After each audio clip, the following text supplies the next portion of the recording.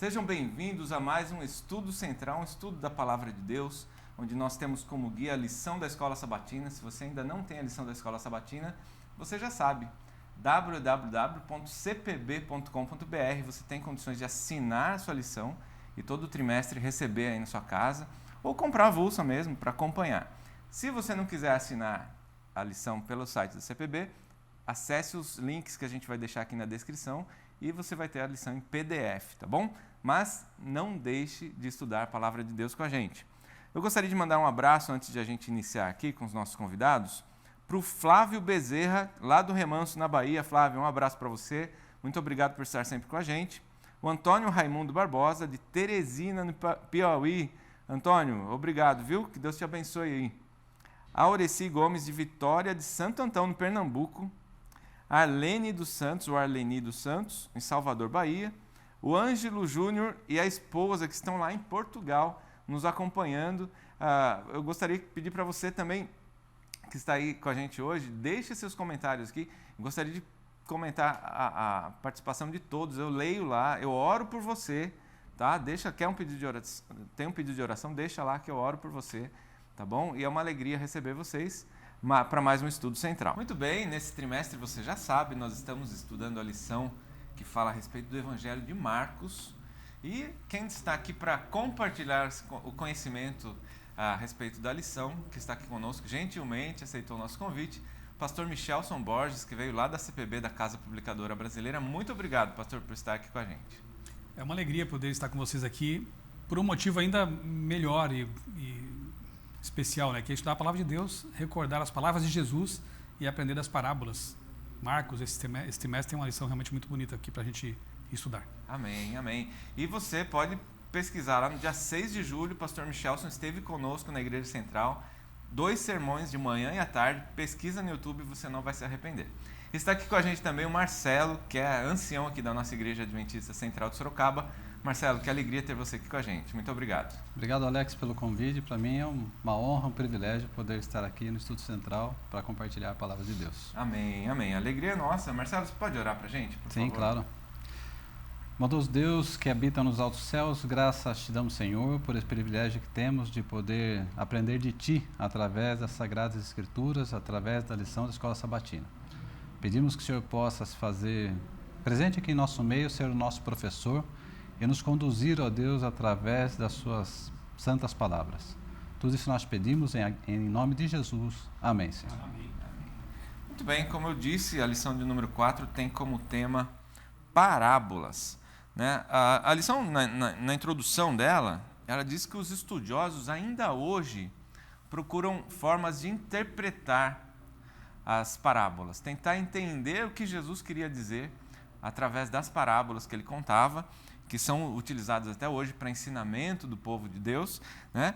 E eu diria que, assim, uma coisa que a lição não está dizendo diretamente, mas nas entrelinhas, que uma forma de a gente entender o que Cristo queria dizer através das parábolas é permitindo que o Espírito Santo fale conosco, que Ele nos dê a revelação, porque muitas vezes a gente tenta interpretar da nossa maneira, muitas vezes trazendo a nossa realidade para dentro da parábola. E, por exemplo, vai falar a respeito do semeador, por exemplo. Eu não tenho experiência nenhuma, né, com semear, com plantar, com colher, e pode ser que eu tenha uma interpretação equivocada. Então, o Espírito Santo faz todo o trabalho aqui para que a gente compreenda, né? Eu gostaria de ouvir de vocês a compreensão de vocês a respeito desse tema. Antes de a gente entrar assim, especificamente nas parábolas dessa semana, da lição dessa semana, eu fico maravilhado ao ler a Bíblia com o esforço didático pedagógico de Deus, né? De Deus já no Antigo Testamento. Ali nós temos parábolas, né? Também temos a parábola das árvores lá de Jotão. Nós temos Deus se revelando ali a Nabucodonosor usando uma estátua. Ali aquele reino era cheio de estátuas, então ele entendeu muito bem aquela ilustração, né? Depois os animais, enfim. Deus sempre se esforçando para tornar a mensagem clara, contextualizando a mensagem. Aí vemos Jesus, o grande mestre, né? Que usa parábolas do dia a dia. Ele fala de... Era um povo agropastoril, então eles tinham ali os campos à disposição, tinham lá os peixes, o mar, as sementes, eram elementos do dia a dia deles. E Jesus usa isso de maneira linda, né? Depois vemos Paulo que já estava num contexto mais urbano, né? Em Atenas, em grandes cidades, em Roma. Aí ele já usa comparações e metáforas e parábolas envolvendo o estádio, né? O soldado, enfim, armadura. Deus sempre se esforçando diretamente, ou usando seus instrumentos, né? Os autores, enfim, seus profetas, para comunicar uma mensagem clara para seus servos, né? E até hoje, estamos aqui no século XXI, 2000 anos depois, falando as mesmas histórias e aprendendo as lições, né? Então, uma boa história tem um poder de carregar uma mensagem assim muito longe, né?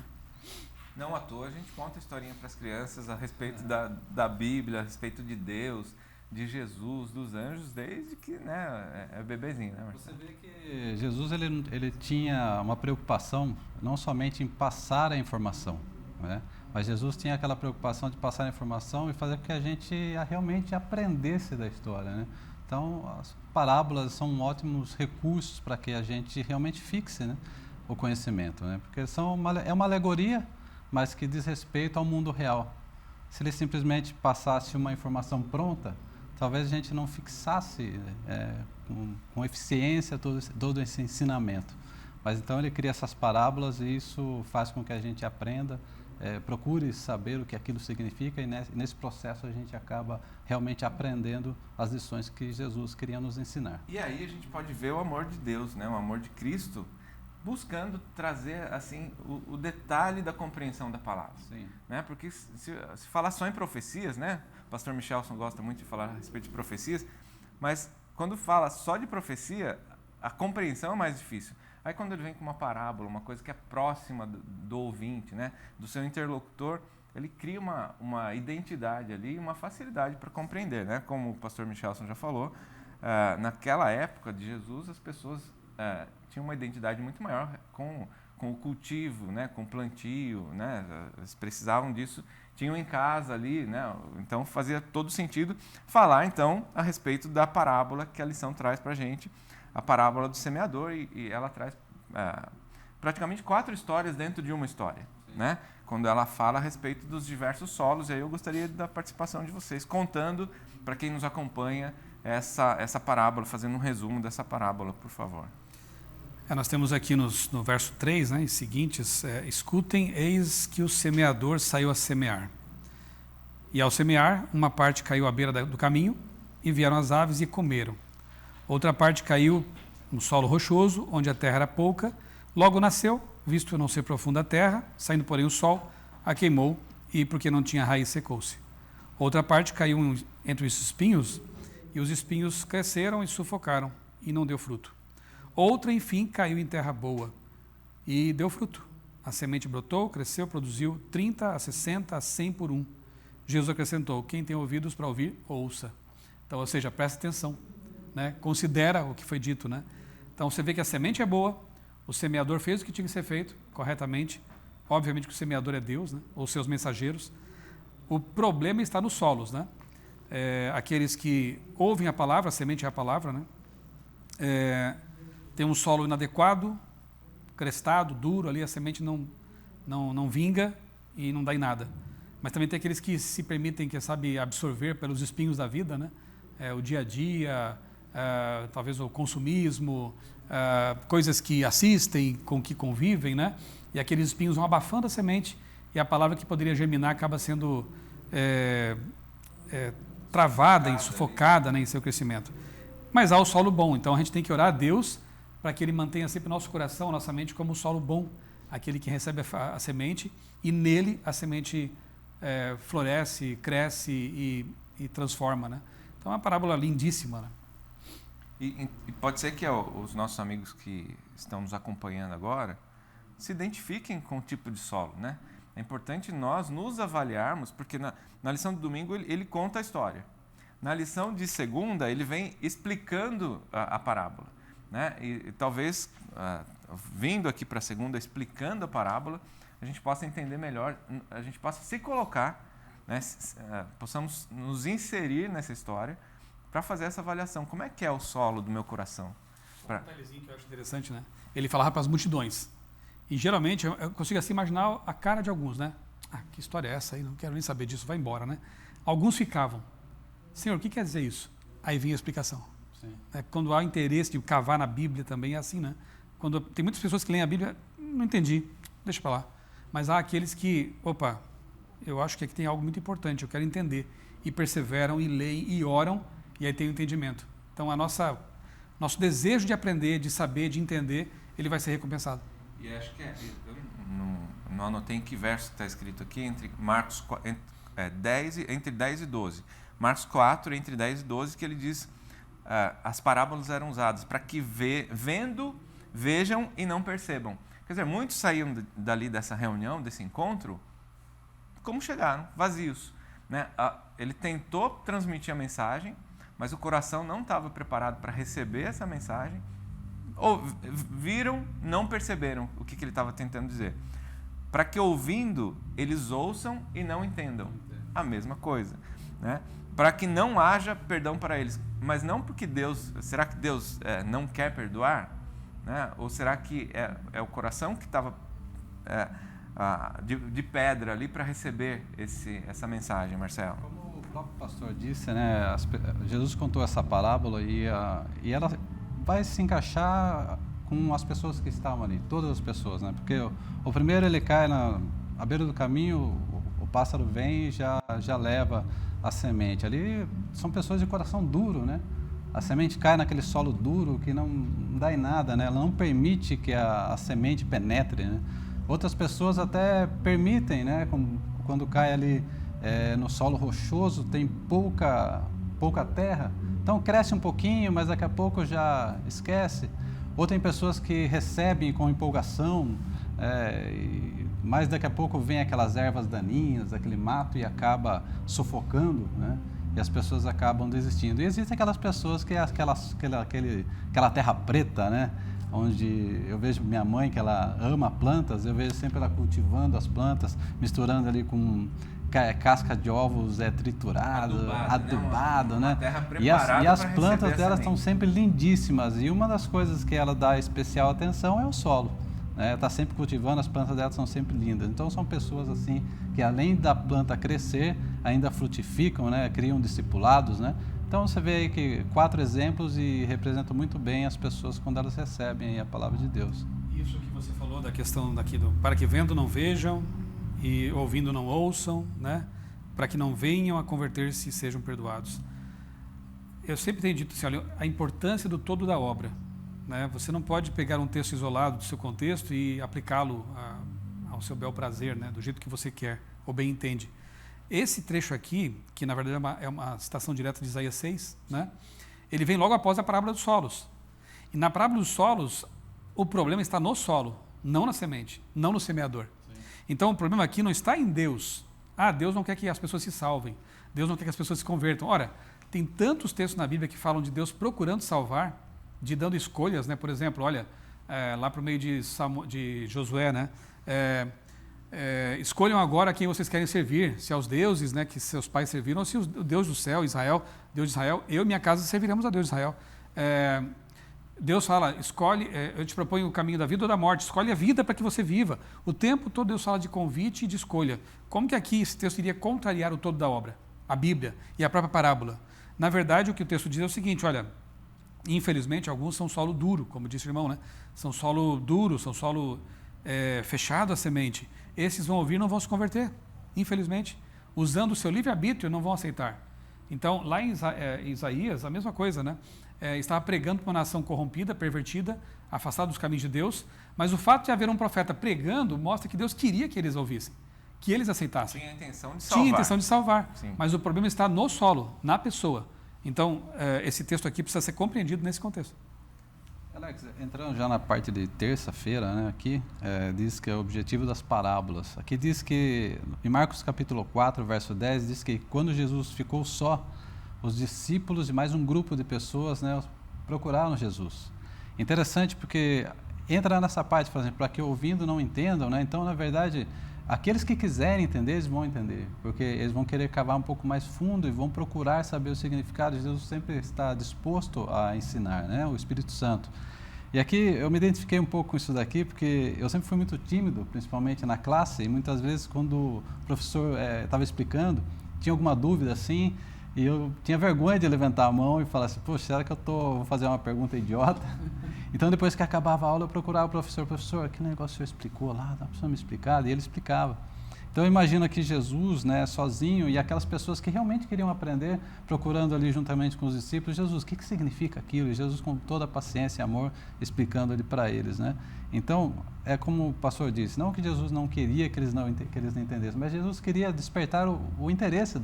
E aquelas pessoas que realmente queriam aprender, eles aprendiam de Cristo. Isso é uma mensagem para você que está nos acompanhando, né? Veja só, quando você se deparar com algum texto que parece não fazer sentido, ou que você não compreendeu, você pode dobrar os joelhos, pedir a Deus compreensão, e o mesmo Jesus que teve a paciência, o amor de explicar para aquelas pessoas os detalhes das parábolas, ele vai também dar conhecimento para você. Ou vai enviar alguém para explicar para você, ou vai abrir o seu entendimento para que você compreenda a mensagem. A Bíblia não foi dada para ser um código fechado, um enigma. É uma revelação de Deus. E Ele quer que você conheça a vontade dEle. A palavra de Deus nunca volta vazia.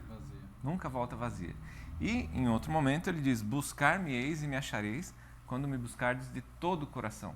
Então, existe um segredinho aí, né? Ou melhor, não é segredo, está sendo revelado.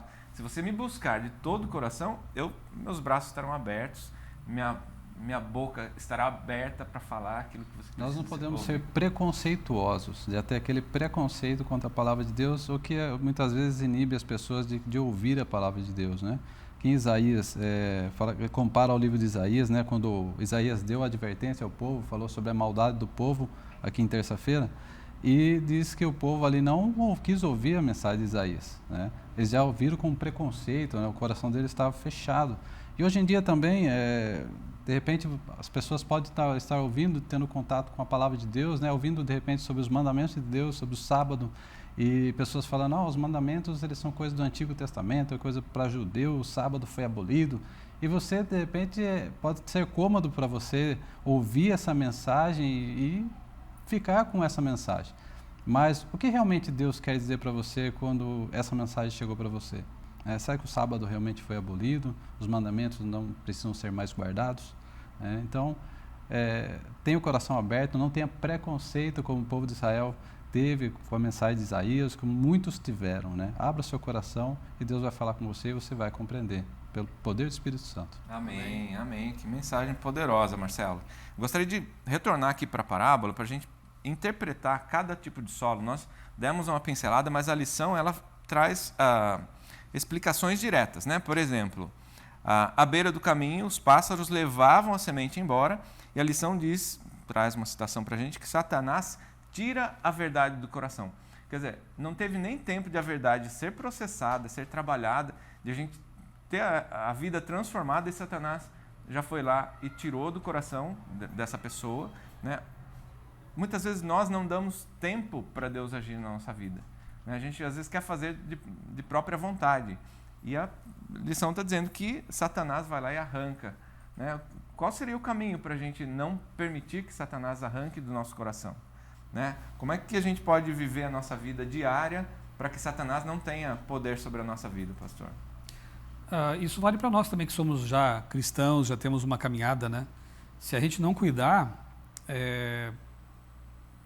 a Bíblia diz mesmo, né, que as preocupações da vida, né, podem nos tirar esse foco, né? Então nós precisamos todos os dias ter contato com a semente, com o pão. Eu preciso comer todos os dias o pão, né? Ler a Bíblia, tomar um tempo para ler a Bíblia, oração, devoção pessoal, comunhão com Deus. Se eu descuidar disso, as aves diabólicas vêm e arrancam aquilo que foi plantado. E a gente nunca sabe, né, o quão longe pode ir quando se afasta de Deus. Tem gente que se surpreende, mas como pode? Aquela pessoa cria em Deus, seguir a Bíblia, hoje está lá nas drogas, está lá na vida de pecado, enfim. Foi um processo, sempre é um processo. Então a gente não pode descuidar nunca, né? Nós precisamos manter essa vida de comunhão íntima com Jesus. Fazendo assim, as aves irão e vão encontrar um campo de força, né? Vão bater ali e não vão ter acolhimento ali, né? Como dizia Lutero, né? Aquela ilustração, né? Você não pode impedir que as aves voem sobre sua cabeça, né? Mas você pode impedir que elas pousem e façam ninho. Sim. Então é mais ou menos isso, né? Cuidado. O próximo solo, ele fala do solo rochoso que não tem profundidade, né? E sugere as pessoas que que têm um relacionamento superficial com Deus e que não calculam o custo do discipulado. Muitas vezes, quando a gente está vindo para a igreja, né, eu sou adventista de berço, não é a mesma experiência que vocês dois, né, que se converteram ao longo da vida, que quando vem para a igreja, muitas vezes dá a impressão que a vida do cristão é uma vida plena, sem problemas, quando não é assim. Né? A gente precisa estar diariamente buscando pão, buscando o alimento espiritual, para que quando vierem as tribulações, as lutas, a gente está enraizado na palavra, enraizado no relacionamento com Deus para não sofrer, não é, Marcelo? Sim. Interessante, Paulo fala, aquele que está em pé, cuide para que não caia, né? E realmente essa experiência quando a gente tem no início do caminhado, dessa caminhada com Cristo é maravilhosa. A gente acha que tudo a partir dali vai ser um mar de rosas, né? E a gente vive aquele primeiro amor e depois a gente percebe que não que você vai diminuindo esse amor, mas que você percebe que a luta para você manter esse amor, ela é grande. E a gente imagina que aquela luta maior foi para chegar até o tanque batismal. Mas essa luta é diária e depois a gente descobre que ela permanece. Então, para não viver uma vida superficial, como você disse, né, onde a raiz encontra pouca terra ali, a gente precisa realmente cuidar para que a gente não seja essa semente caindo nesse solo com pouca terra. Então a gente tem pouca profundidade, vivendo uma vida superficial. Então a gente tem que tomar essa decisão de se aproximar de Cristo, porque é somente Jesus que pode fazer isso por nós, né? Nós não somos assim em si, eu acho que solo bom, não tem como ser solo bom. Mas Jesus pode nos transformar num bom solo. E eu poderia dizer para você que nos acompanha, inclusive, que aprofundar as raízes passa por frequentar a igreja. Tá? Às vezes, eu vou ter um relacionamento diário com Deus, eu e Deus aqui, mas a comunidade, a comunhão entre os irmãos também nos ajuda a aprofundar. O solo rochoso, não é o último, né, mas o penúltimo solo, o solo cheio de espinhos, em que a semente é sufocada, como o pastor disse. Né? A lição traz uma ilustração dizendo que ela representa as preocupações da vida. Ele cita aqui um ponto importante, a riqueza. A riqueza em si não é pecado nenhum, mas o quanto valor nós damos para buscar a riqueza. Né? Quais são as nossas prioridades? Né? Se a gente der prioridade para aquilo que não vem de Deus, isso vai também nos sufocar. Eu diria até que, a gente já ouviu ilustrações, né? Tem gente que só trabalha na igreja. Mesmo dentro da igreja, a gente tem que cuidar. Só trabalha. Ele vai na igreja para trabalhar, não recebe a mensagem, não ora, muitas vezes não participa ali de um momento especial, num culto de quarta-feira, que é um culto de oração, né, para expor seus pedidos. Isso também, as preocupações do dia a dia, a gente priorizar, faz com que a nossa semente ou se ela brota, ela não tem forças para prosseguir. Né? Então é importante a gente cuidar disso daí. E finalmente a terra boa, né, que representa aquele solo em que recebe a semente, ela germina, ela nasce, ela dá flor, ela dá o fruto. Como cristão nós precisamos frutificar, não é isso? Porque a planta que não dá frutos, a árvore que não dá frutos deve ser o quê? Arrancada, deve ser cortada. Né? E fica aí o convite também para os nossos amigos, para os nossos irmãos se aprofundarem na palavra e buscarem o discipulado. Frutificar é natural na vida de quem anda com Jesus, né? Lá em João 15, né, que ele fala eu sou a videira, vocês são os ramos, né? E todo ramo que estiver nele dá fruto. É uma consequência, não? Assim, eu tenho que fazer. Ok, mas você vai fazer se você estiver ligado a Jesus, que é o tronco, a árvore, né? Então, a preocupação do cristão é estar conectado. Tanto que Jesus fala ali umas 10 ou 12 vezes, né? Permaneça, né? Permanecer em Jesus. E você falou de algo muito bom também, que é a igreja, né? A frequência, estar em comunidade, né? Não é à toa que Paulo disse lá em Hebreus 12, se não me engano, né? Não deixe de se congregar, como é costume de alguns, né? Mas participe dos serviços, dos cultos, da escola sabatina, isso alimenta e afofa o solo para receber a semente. Você se usar toda e qualquer oportunidade para se expor, né, no raio de ação de Deus. Exato. Seja no YouTube, procura assistindo uma palestra, né, a igreja, orando, lendo a Bíblia, assim, toda e qualquer oportunidade. Hoje nós temos muitas oportunidades. Né? Eu já deixo o convite para o nosso amigo aí que nos acompanha, Estudo próximo Central. sábado, às 9 horas da manhã, procura uma igreja adventista, aqui no Brasil, né, às 9 horas da manhã, procura uma igreja adventista do sétimo dia, nós estaremos ali de braços abertos te aguardando para o estudo da lição da Escola Sabatina, que é essa lição que nós estamos estudando com você, e lá você vai ter mais tempo de se aprofundar nesse conteúdo. A gente tem pouco tempo que a gente vai seguir, porque o final da parábola do semeador diz que aquele solo fértil produz frutos. E a próxima parábola que a gente vai citar aqui, da lamparina e do cesto, que é uma parábola curtinha, acho que tem 3 ou 4 versos ali, em Marcos 4, que ele nos compara como cristãos a uma lamparina. Agora, a lamparina ela tem efeito se ela estiver acesa e se ela estiver visível. Né? Se ela estiver escondida, eu estou estudando a palavra de Deus, estou aqui, Deus está no meu coração, mas eu não estou levando para ninguém essa palavra, eu não estou compartilhando com ninguém. Às vezes as pessoas nem sabem que eu sou cristão lá. Né? O pastor contou a história dele, busca lá no YouTube, o pastor contou a história dele, linda a história do pastor, né, de conversão, de que alguém chegou e mostrou a palavra. Né? Se nós não pregarmos, quem vai pregar? Né? Então, o que vocês gostariam de falar rapidamente a respeito da lamparina e do cesto? Né? Talvez algumas versões falem do alqueire, né, que se refere a um cesto, uma medida dos frutos, dos grãos da época. Só um detalhe assim que me ocorreu. Na verdade, Jesus é a luz do mundo. Né? Ele é o sol, ele tem luz própria. Né? A lamparina, pensa na lamparina dos tempos bíblicos. Né? Era um vasilhame assim, de argila cozida. Né? Havia um pavio, um cordãozinho, e ela era cheia de óleo de oliva, né?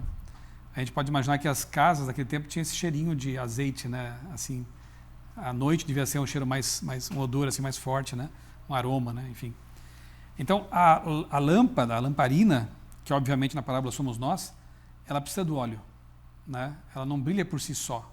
Alguém acendeu o fogo e ela busca o óleo lá do recipiente. Então, se eu estiver conectado de novo a comparação, né? Ele é a árvore e eu dou o fruto porque estou conectado com ele. Ele é a luz do mundo, ele é o sol e eu brilho porque eu estou ligado a ele. Excelente. Então, se eu não estiver conectado com Jesus, eu não tenho luz, eu não vou brilhar. Mas se eu estiver, eu vou brilhar. E uma vez que você tem esse conhecimento da palavra, você tem essa relação com Jesus, não esconda, né? Não enterre seus dons, né? Seja colocado no velador, né? Onde a vela é colocada, né? Seja colocado para brilhar, não se esconda embaixo da cama, debaixo do alqueire, né? Como a parábola diz. Então, brilhe para Jesus. Esse que é o recado da parábola. Amém, amém. Olha, a gente teria muito que se falar ainda a respeito desses temas. Nosso tempo acabou, infelizmente. Nosso diretor já está pedindo para encerrar ali. Mas eu gostaria... não deixa falar um pouquinho sobre a semente? Eu ia pedir para você fazer suas considerações rapidamente, então, para a gente... Quem sabe se o irmão quiser comentar rapidamente essa parábola, né, da semente, porque a lição termina com as parábolas da semente, né? Eu vejo o reino assim... de Deus como semente de mostarda... enfim, é muito profundo isso. A gente pode resumir na quinta aqui, e falando da semente da mostarda e a semente que cresce, né? Porque Jesus, ele atua em nós e ele faz com que cresça. Né? Se aqueles que não nasceram na igreja, um dia foram atraídos para a igreja, isso não partiu de nós. E aqueles que nasceram num lar cristão também não fizeram nada para nascer num lar cristão, tudo vem de Deus. Se um dia uma pessoa que não conhecia Cristo foi atraída por Cristo, foi por uma ação de Deus. Se um dia ela decidiu se arrepender, ele não se arrependeu sozinho, o Espírito Santo agiu e ele se arrependeu. Se um dia ela decidiu se converter, foi porque o Espírito Santo fez com que convertesse. Se um dia chegou ao batismo e foi justificado, Deus justificou. Se um dia ela recebeu fé como um dom de Deus, é um dom de Deus. E a santificação também é a ação de Deus, sempre a ação de Deus. Essa semente ela cresce por ação única e exclusiva de Deus. Nós precisamos apenas permitir. E essa luz vai brilhar, essa semente vai crescer e vai frutificar. Deus faz tudo por nós, não nada vem de nós. Ele nos transforma em solos bons, mas nós precisamos apenas nos colocar no raio de ação de Deus e Deus vai fazer tudo, vai ser tudo natural. E Jesus usa um exagero literário aqui a dizer, né, que a semente de mostarda é a menor das sementes. A gente sabe que tem menores, né? Mas era minúscula, né? ele usa um exagero literário para dizer assim, olha, ela é pequenina, mas quando ela é plantada e cresce, ela fica uma árvore grande. Então, na sua vida, se a palavra for acolhida, vai fazer diferença, vai crescer, você vai ser diferente e você vai brilhar por Jesus, como eu disse. Amém, amém. Que o nosso coração seja esse solo fértil, né? Amém. Que recebe a semente, que ela germina, que ela brota e que dá frutos. Pastor, você poderia orar para a gente encerrar esse Sim. estudo, por favor? Querido Deus, obrigado, Senhor, por essa lição que nos fez recordar assuntos tão importantes, que nós sejamos sempre o solo receptivo à semente, que ela plantada em nosso coração e nossa vida germine, cresça e influencie os outros ao redor. Dá-nos a tua paz, nós oramos agradecidos em nome de Jesus. Amém. Amém. Muito obrigado, Marcelo, muito obrigado, pastor, e muito obrigado a você que nos acompanha, que Deus continue aí do seu lado. Um forte abraço, até o próximo Estudo Central.